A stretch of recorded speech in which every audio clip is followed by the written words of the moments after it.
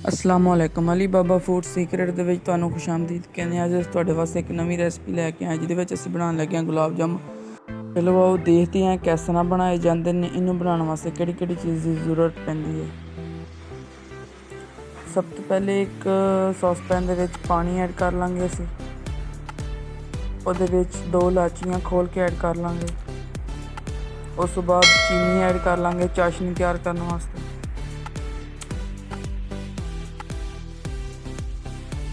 ਚਾਸ਼ਨੀ ਸਾਡੀ ਤਿਆਰ ਹੋ ਗਈ ਹੈ।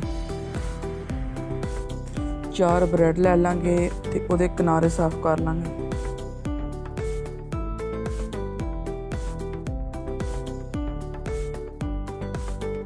ਉਸ ਤੋਂ ਬਾਅਦ ਬ੍ਰੈਡ ਦੇ ਛੋਟੇ ਛੋਟੇ ਪੀਸ ਕਰ ਲੈਣੇ ਨੇ।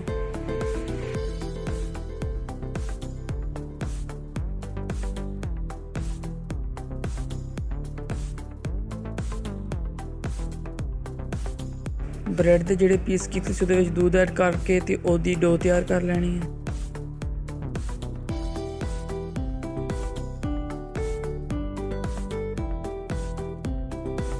डो साडी तैयार हो गई।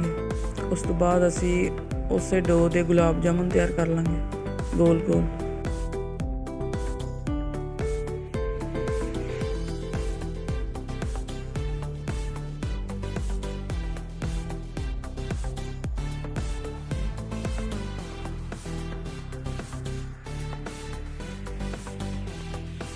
गुलाब जामुन साढ़े तैयार हो गए।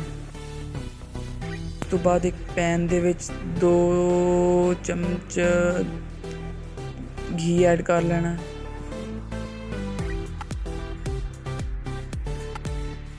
जिहड़े असीं गुलाब जामुन बना के रखे सी उन्हां नूं इहदे विच फ्राई कर लेना ब्राउन।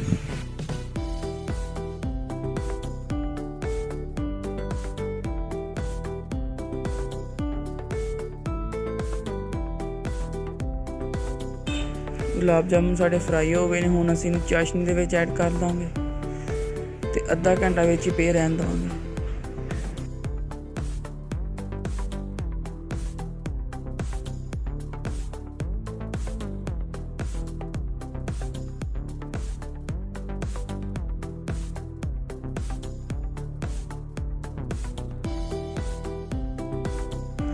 गुलाब जामुन साढ़े तैयार हो गए हैं। अगर तुहानूं साडी वीडियो अच्छी लगी हो साडे चैनल नूं सबसक्राइब लाजमी कर दिओ।